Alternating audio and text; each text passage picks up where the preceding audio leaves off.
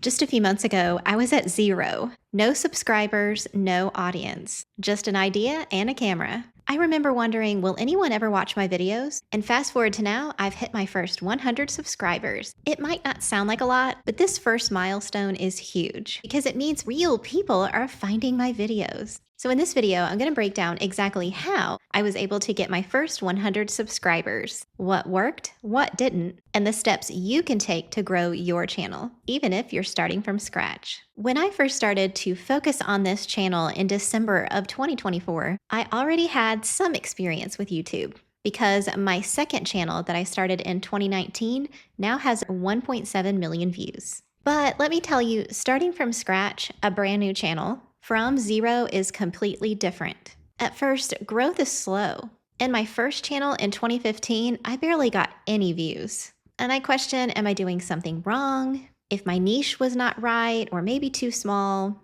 or if I should even keep going. And you can take a look at my old videos, they were pretty bad.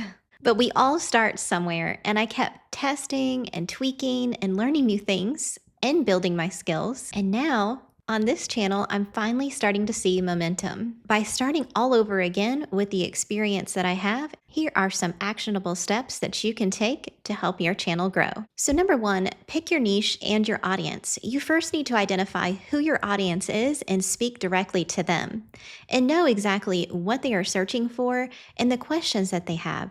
And your videos need to answer their questions. And whenever you're filming videos, speak directly to one person, not a group. So your audience and knowing what your niche is number one. Number two, create videos that are specific to searchable content. What is your audience actually typing in the search bar in Google or in YouTube?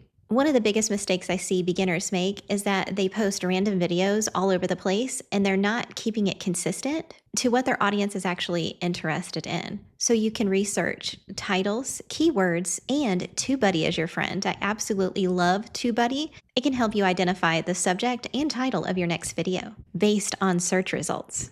And number three, make engaging thumbnails. I quickly learned that a video doesn't matter if it's never clicked on.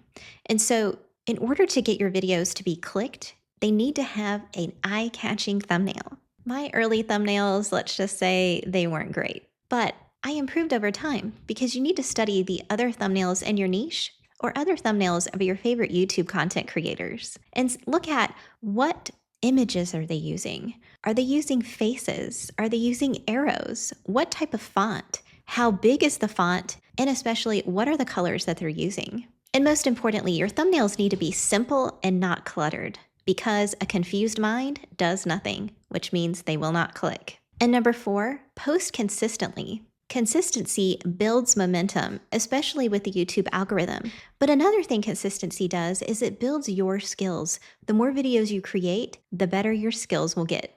And like one of my students said, wow, that last video we did was the best video we've ever done. And I said, that's how you're going to feel about your latest video because your skills are just that much better than they were with the last video. And also, it's important to look at your previous videos and make any tweaks as necessary. And number five, encourage engagement. Every comment, like, and share helps with the YouTube algorithm. So it's important to respond to all of the comments on your videos because it builds community and it also builds engagement. And then this way, you're building a community and not just an audience. So if I had to start over, these are the mistakes that I would avoid. Number one, not making searchable content early enough. Number two, focusing on thumbnails and not delaying. And do some extra research. Seriously, don't skip the thumbnails. And number three, not asking for engagement. It's important to communicate with your audience and to comment back and forth.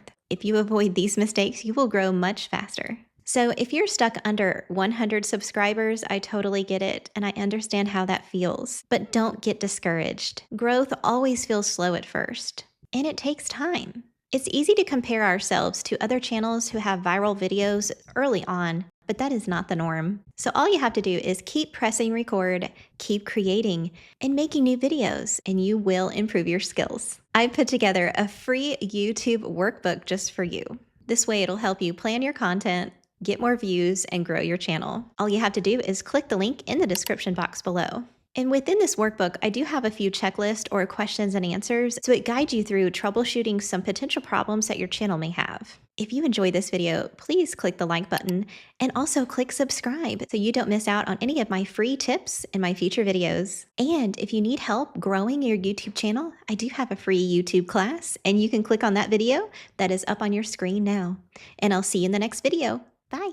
My first 100 subscribers, and here we go with the sunlight. Like a new TubeBuddy is your friend, because your latest video has... No, I'm not gonna say that. Seriously, don't skip the thumbnails. Or plug some hole. No, that's so dumb.